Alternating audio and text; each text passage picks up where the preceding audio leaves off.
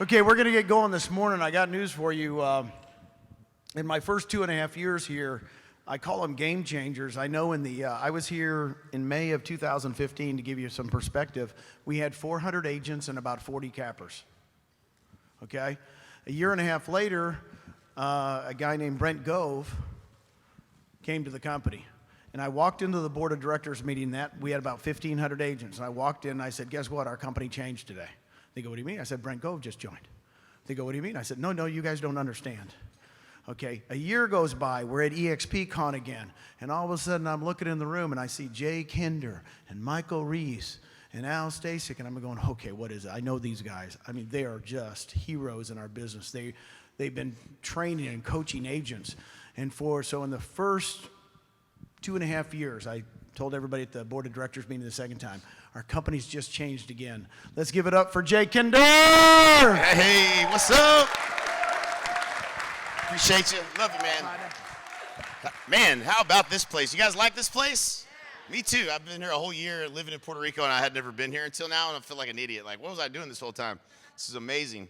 So yeah, guys, so I kind of got the lay of the land, and you guys are actually all kind of at the organization size that I've been like hyper-focused on right now with my own group. So I've got some thoughts. I've been putting in a lot of thought on what is it exactly that you guys should be doing that we've seen work really well for everyone else at your stage to get to that next level, if that makes sense. So I'm just going to share some thoughts on that in terms of not only just growing your organization, but also your FLQA status, because that's going to become a big thing for you as your group and your organization starts to grow. You don't want to be leaving money on the table. So you got to be doing two things at one time.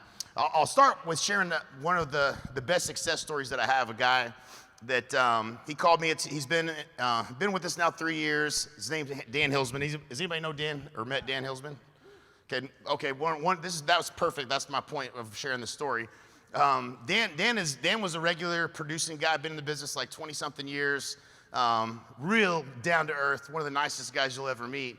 And when he called me, he was looking to change brokerages. He was doing some research. He found a video online that I had done. It was an interview of some kind, and he reached out to me. That's another little tip we'll talk about later, is doing videos and interviews. But he reached out to me out of the blue, and we did 2 or 3 calls.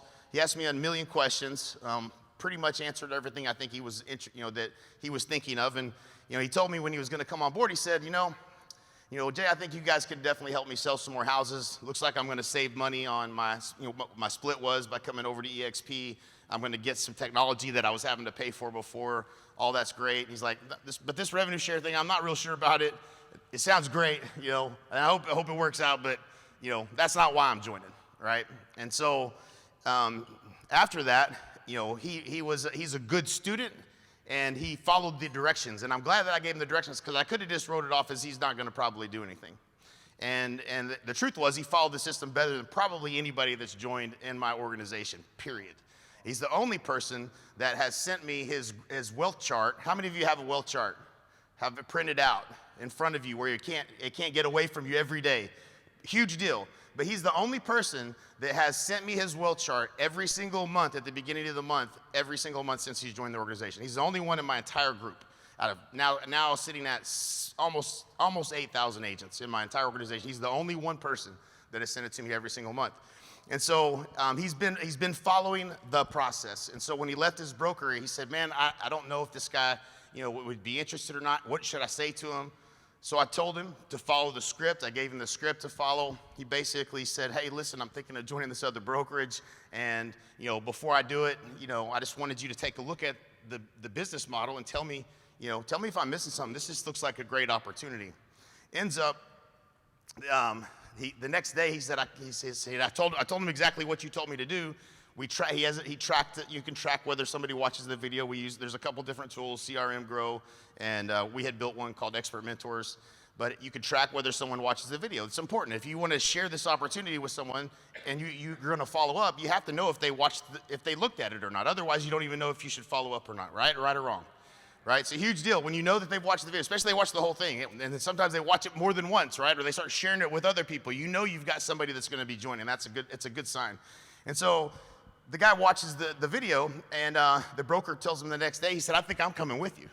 so he literally, the first person he brought on was the broker of the office that he was at. It was a hired broker for that company. And he came over. When he left, he said, well, what do I tell these people that are asking me why I left? And this is what generally happens, right? We've all kind of gone through this in some level or another. But he just followed the process to the T. He invited them to take a look at the opportunity. They looked at the opportunity. He put those people on a three-way call with me. I helped answer all their questions. We didn't get them all, but we got some of them, all right? And so he got off to a really good start because I didn't allow him to just get lost in the clutter of joining the EXP and going back to selling more houses like a lot of people do, right? That's a really big point to remember. That first week you have with them, really the week before they join and the week after they join, that's your opportunity to get them off to the right start. If you get them off to the right start, they get a little bit of momentum, a little bit of wind in their sails. This is not an easy thing to do, guys. If you go back and look at how many people I've personally recruited to EXP since I've been here, it's an average of less than 3 people a month. I would be fired if I was a recruiter. I've not recruited that many people. It feels really slow, right? 1 or 2 or 3 people a month is a really good number. I don't know a whole lot of people that do a lot more than that. There's a few people now that do, but they have big YouTube channels or whatever the case may be. But it's not going to be a big bunch of big numbers. So you have to make sure that when you bring someone on board, you bring them on board and get wind in their sails. Don't let them get stuck in just going back into selling. Make sure they make the list. Now, there's training. Brent Gove's training is all great and fantastic, and I'm sure there's several things that they tell you to do. You should go through all of that twice, maybe 3 times, and then go through agentattractiontraining.com. That's the resources that we use. And it's just, again, it's beating down on the process. And that's the thing we tell everybody to go through. Go through agentattractiontraining.com. Go through that training. It's just to get you started and get your people to make sure that they share that with you. So getting people started is a really big deal. So I did that with Dan Hilsman. And me and Dan were talking the other day. Dan's organization is now at 800, and it's growing pretty fast. It's pacing to double. You'll notice that as you get your organization up around 500 to 1,000, that its pace is going to be growing generally. I would say you're going to see a doubling of every 12 months. That's about, when you get to that size, you're going to have momentum, and it's going to start growing at a little bit faster pace than the company's growth rate, is what I have seen in most of the organizations. So Dan is at 800, and I was on a call with him the other day, and I said, Dan, tell me exactly what you did, and kind of where we were at. And actually, I think I was doing a Facebook Live, and he was in the chat. And so I went back and looked at my calendar invites, and I had done 150 three-way calls with Dan Hilsman. And so, And so now the interesting thing was probably 50 of those were just with Dan, and then 100 of them were with Dan and one of his leaders, right? So Dan was getting he's got 3 people that have more than 500 in their organizations in his group as well, right? So he's got 3 leaders within his organization that are building, more than that really. He's probably got 5 builders really, maybe even more than that. Honestly, he's got more than that because they just go deeper and deeper and deeper, and some of them I can't even see. But he's got probably 5 to 7 really good builders and 2 or 3 of them that are up close in his top front line, so it's really building out really fast for him. And so he followed the process, and this is what duplication is, guys. When we talk about duplication, Dan just said, he just went and said what I told him to say, and then he told his people, hey man, this is all I did, just do this. And then they did the same thing. And he made sure that they did the same. This is where I think things get lost, is sometimes, like, I wasn't reaching out. Now today, what I would tell you is I should have been making sure they were following the system. I should have helped him identify those leaders, and I should have been making sure they were following that process as well, and not lost them and identified those potential people that could have been builders, because you'll know who they are. They're interested. They'll go through the training. They do a couple calls with you. You kind of start to identify, hey, this person's focused on it. You need to adopt those people if they're leader. If you don't have a leader that is really working with them. I've got a couple of examples where I've got people they've got a decent sized group, or they've got some good people underneath them, but they're not really focused on agent attraction, so they're not really leading them from the agent attraction side for whatever reason. They're heavy in production, or they're just not, whatever it may be. And you will soon, not yet, but at some point you will be responsible for helping those people grow as well. You want to focus on find the people that are swimming to the boat first, right? And then start to identify the people that have the potential if you just kept them engaged and kept the communication with them. So I wrote a few things down. So that was what I was going to say about Dan. So the top 3 things to continue growing your FLA and your front line. So my first thing is Facebook Live interviews. Anyone that joins your organization and or any other leader in the company, it doesn't really matter. You should just be doing Facebook Live interviews. I use a tool called StreamYard for that. StreamYard is pretty inexpensive, and it also loads everything into LinkedIn, Facebook, and YouTube all at one time. So that is the one thing. If there was looking back, like the one thing that I did right was every single person that came in, that was part of the launch process, right? So a Facebook Live interview, it's not, I don't make it mandatory, but I highly recommend everybody that joins do a Facebook Live interview and let's tell your story. Because it does get old, man. I mean, everybody's story is a little bit different, but at the same time, everybody's joining for a handful of about 5 reasons that they join EXP. And so, but those stories are important because it gets it out there in front of their audience of people, and then it makes you kind of the resource of the person to watch, right? So you don't realize it, but on Facebook Live, you have an audience of people that know, like, and trust you, and they're watching your success or your failure. And if you're not sharing these success stories and these interviews of people and why they're coming aboard, then they're not seeing you enough, right? And the more you do that, and the more you put it out there, especially if you put it out there and you use keyword, if you do a good job with keywords on YouTube, how many of you have seen a video that I've done in the past, right? So like that's not anything. I didn't do a really, really good job of keyword stuffing or anything, but I just did a whole lot of interviews, probably hundreds of interviews at this point. And so I don't do enough of them. I should go back and be doing more of them. So like that's one thing you should be doing because that is an inbound attraction method, right? Dan Hillsman reached out to me. I'll never forget. I was in my gym in my shop. I was trying to get a workout in while I was having like my 3rd call with this guy. I'm like, this dude gonna come over or not? You know what I'm saying? Like, so I was doing a workout while I was doing a 3-way call with him, and that's just part of the process. Okay, so StreamYard. So yeah, it's attract, not chase.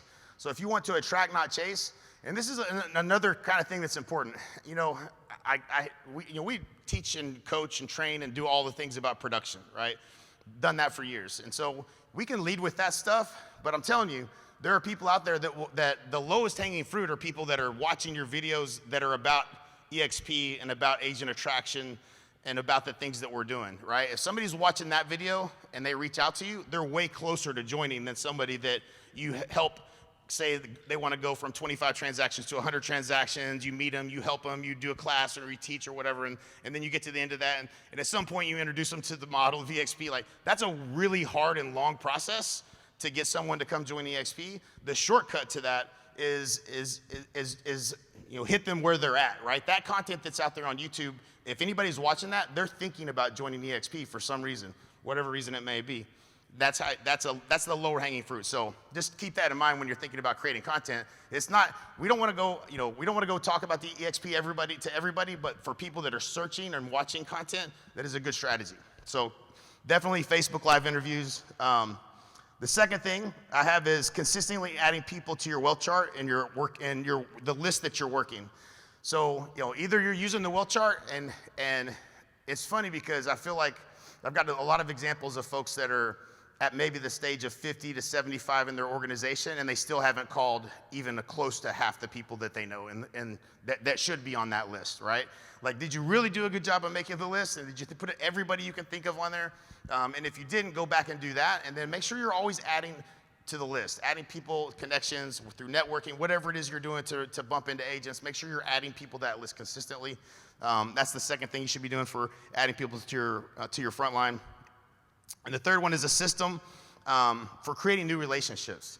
So I think a lot of people, I think most of the people I would say don't do a good job. And we would all say, especially even the bigger organizations, we would all say we would go back and we would do a better job of making our list. And we'd do a better job of connecting with those people and maybe doing it more consistently and with the right approach is another thing. We maybe approach them, but we didn't approach them in the right way.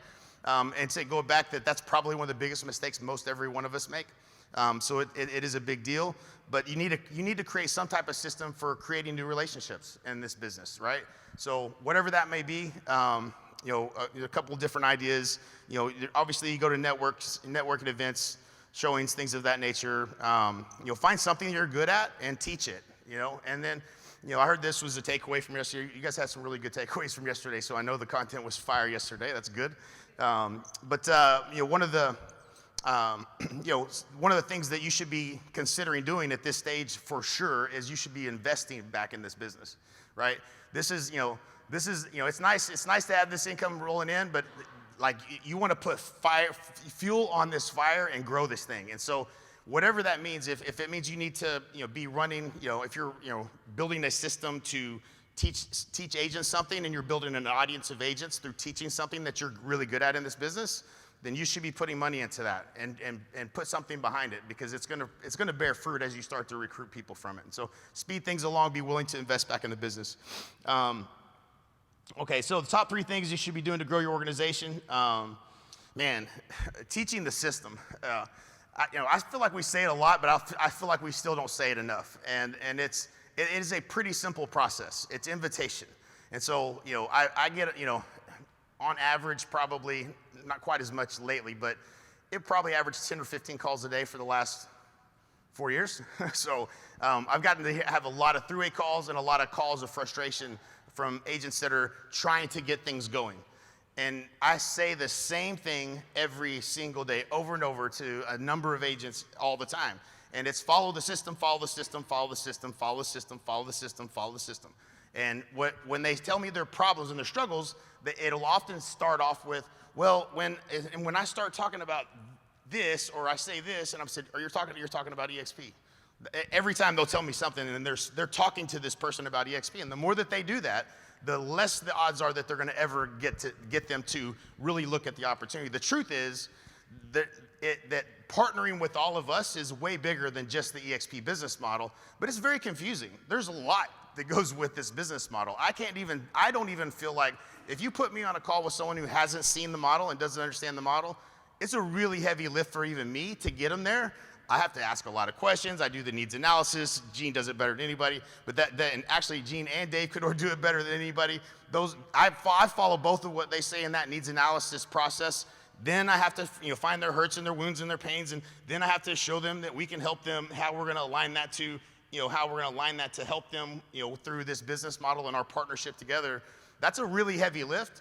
They need to consume a certain amount of information. So the people that are the best at getting them excited and getting them to watch a video or watch a live presentation or come to a lunch and learn or come to a live event like this, that is where the money is made. That is the skill set that any one of us can learn. And it's important, because even if you're really good and you can talk EXP and you can talk the lingo, the problem is that they probably can't. And so how did they come on board? They were sold EXP the way you sold it to them, and then they don't really know the process for how to bring others into EXP. And so where the real duplication happens, in my example with Dan Hilsman, is if Dan had done it the wrong way, then getting those people to do it the right way would have been really hard, because who was going to be the leader that's going to be on the phone with them? Dan got off the phone. I haven't been on a call with Dan Hilsman in a long time. He doesn't need me. He does his calls for his team, and then he's taught his leaders to do those calls for their teams, and that's duplication. And then at some point it gets off of your plate, and you get some of your life back, and you play a little golf every once in a while. So if you follow the leaders around here, you see they play a little bit of golf, don't they?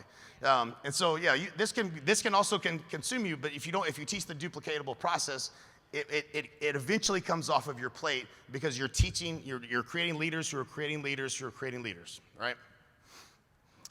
Second thing. Obviously, you guys are here for this. This is as big a thing as anything. Getting to live events. Man, I got story after story I could go with this. In fact, Dan Hilsman, I'll use an extension of that story. We did a mastermind in Key West, and Brent and Gene were nice enough to come speak at that. And it was a great event, and Dan had brought 3 people that he had brought them to one other event prior to that. One was another event that we did that was in Dallas. And he made that investment and getting them to make that investment to get there. And this one was in Key West. It was a little bit more expensive. And so Levi, one of the guys that showed up, really almost didn't come. Like, just was on the fence, really couldn't afford it, to be honest, quite honest. He really couldn't afford to go. Shows up, and he goes back and he calls a guy that he never would have called otherwise. Partly because one of the takeaways I heard over here was, call that person in your marketplace that you're afraid to call. He went back and did that. And that person joined EXP, and it took off and exploded for him. And that's part of the reason why Dan's is taking off the way it is. But those types of stories happen all the time. The heavy lifting is done at these events. You can't bump into anybody here. I remember Vincent Koo was a guy that he's probably got 600 or 700 in his org right now. And he was kind of questioning it, and another guy was questioning it, and they were sitting next to Rob Flick at an event that Brent put on in Las Vegas. And it was a great little small event, but he was standing next to, of all people, I was standing next to Rob Flick. He said, tell me what do you think about this revenue share thing, right? And so, like, of all people, it's a good person to be standing next to. You just don't know who people are going to bump into. Now, after that conversation, he ended up going back, joining, and Vincent Koo left his exit franchise, 3 franchises that he had, and joined EXP. And that probably wouldn't have happened had they not been at that event. They probably would have stayed where they were at and not made the move and pulled the trigger, right? So, like, these events are huge. If you're spending your time getting your key people to these events, they go back and they do things they wouldn't have otherwise done. That's where the fire has to consistently be relit over and over and over and over again. And it happens. Go ahead.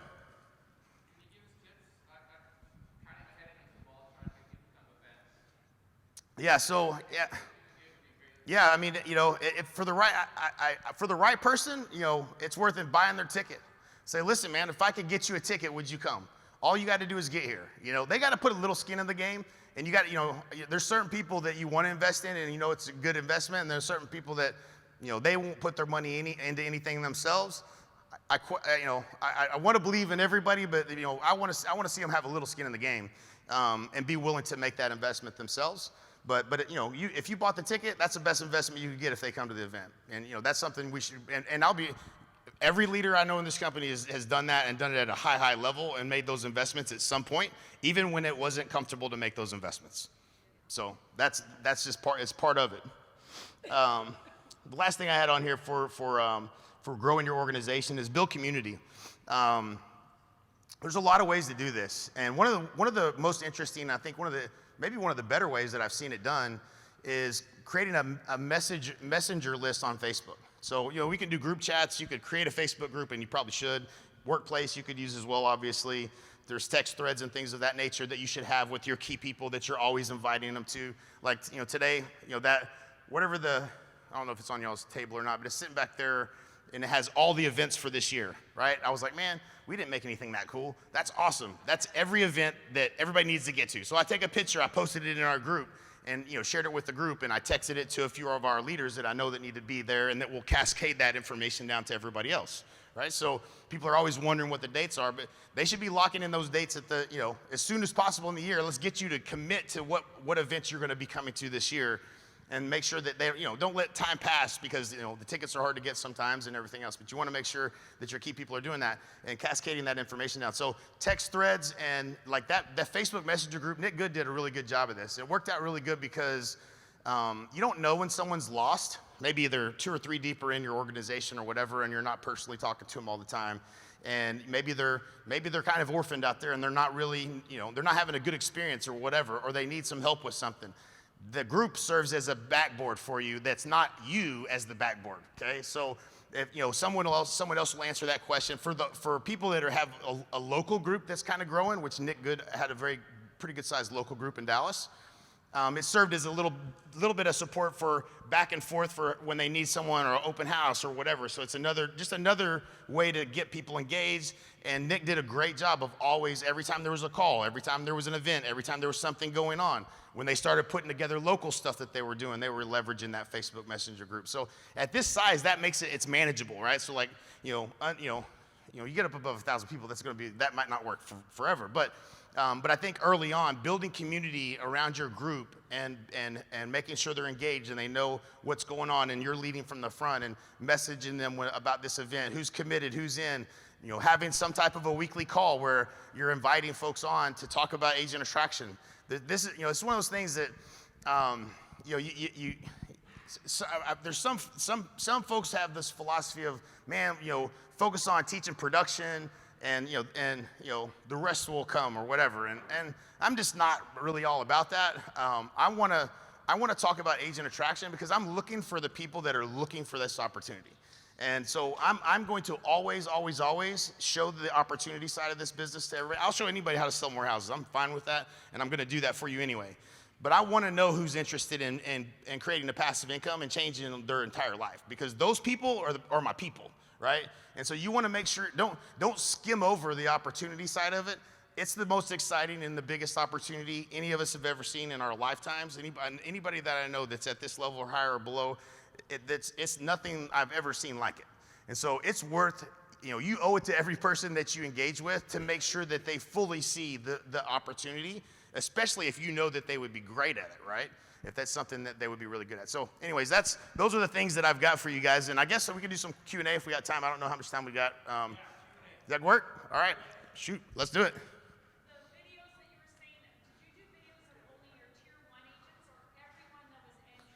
Anybody who wanted to do one. I didn't restrict it to anything. It was anybody who wanted to do one, I would do one. And if they had their own setup, I would use their setup. But because I think they need to have their own setup at a certain point, but most people didn't have that, so I would do it from my own account. So my audience was just getting, you know, bigger and bigger and bigger, and people were seeing it more and more and more. Yep. Go ahead. Oh, we got Dave Jay. back there with use the mic. All right. You guys have done a really good job building community, like Honey Badger Nation, all that kind of stuff. Right. There's pride in being in that group, right? I mean, Right. people are talking about it and bragging about it and everything else. So what are the key things you did to build that sense of belonging and pride of where people are out there pumped about it, and other people want to get in because it seems like this powerful Yeah, group? so it's a sad answer, but it kind of happened by accident. So the Honey Badger thing was, you know, we used to give this award in our coaching organization when we do these events, and the Honey Badger was our spirit animal, and we had this award that was really an intangible. You couldn't really say you're going to win it. If you were going to win the production, you knew you had the most production. Everybody kind of knew who was going to win, you know, by the time we were doing this event. But this one was one that was for the person who just kind of gone through some stuff, you know, and had the hardest time and still came out on top. They were Honey Badger. And so it was a coveted award. And so we actually named our Facebook. So when I joined, there wasn't a workplace. So workplace didn't exist. What a great tool that is.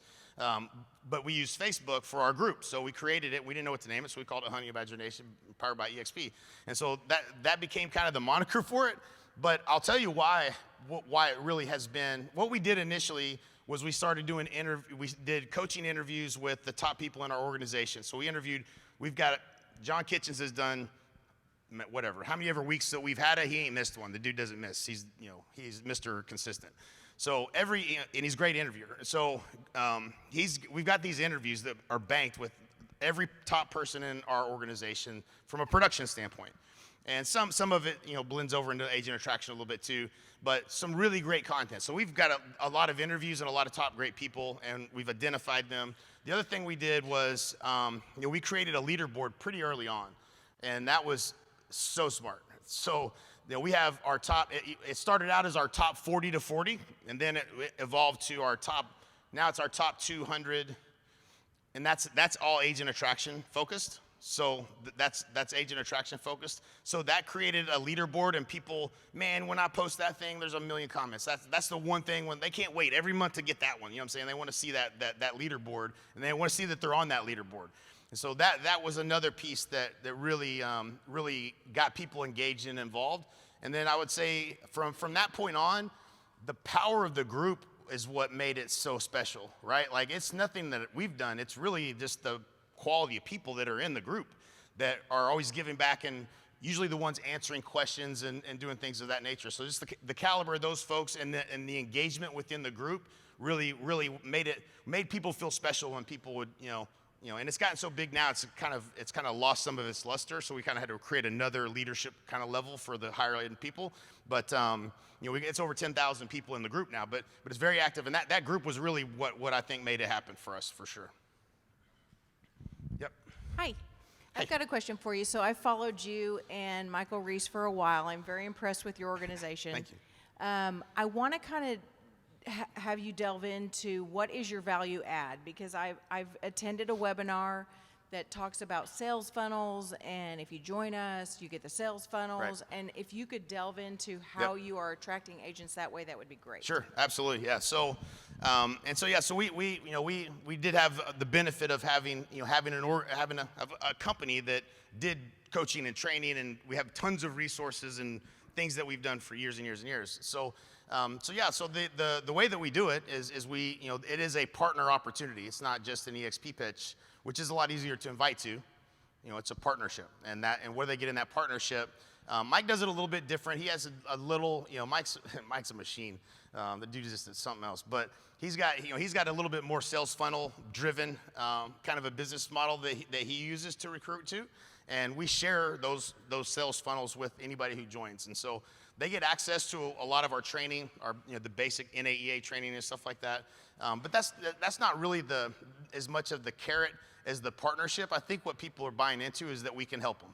And that's, that like, it's not the individual, like you could list a million things on a page of what you're going to get access to. That's not why they join. They join because they believe that you're going to help them go from A to B.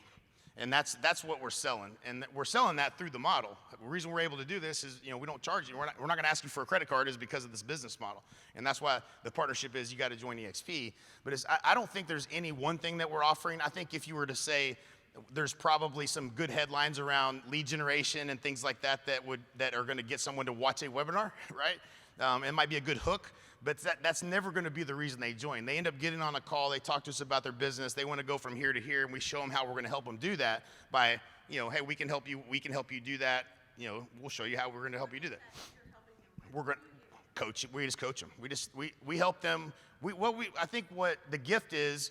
It's the needs analysis, really, is what it is. It's understanding where their biggest rock is in their shoe, and helping them get clear on what that rock in their shoe is, and then helping them with whatever that problem is. So for me now, for every person that joins, my son Braden, he builds the funnels for them. So I could just as easily use Make It Rain for this. And I could sell it the same way I would sell it to anybody and say, listen, we're going to help you with your lead generation. We're going to show you there's 2 or 3 ways you can do it. If you want to focus on listings, you want to focus on buyers, and you can go right to Make It Rain and leverage that platform for doing the same thing. They'll do it for you. I think it's nice that we can go in and kind of customize a funnel and build it for someone, but that doesn't have it's all in the way you present it. What I like what you said.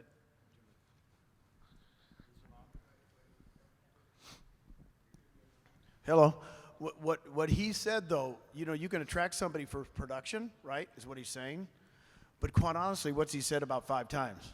He's trying to, does anybody know how many millions of dollars we gave last year in rev share? No, not 400 million. I love you, though. This year? Last year, on our financials, $170 million. Now, when we reported that, just a little 170 million. It will double this year. It will double this year. I'm so glad you said that, Jay, because it's so good. Sometimes you guys get off track. If I can teach them how to sell more homes or whatever. Right. But quite honestly, there's going to be $300 million next year of an opportunity of the owner's money that Glenn said, I'd love to be your partner. We're all his partner. Yep. We're all partnered together with Jay. Yep. And the more we sell. So I think sometimes we get off track. Yeah. But if we just sell what we've got, Right. we're going to blow right by the profit share last year for KW. I don't know how I got the number. Where is she? Was 190 million. Okay, profit share. They've only been doing it 40 years. 190 million.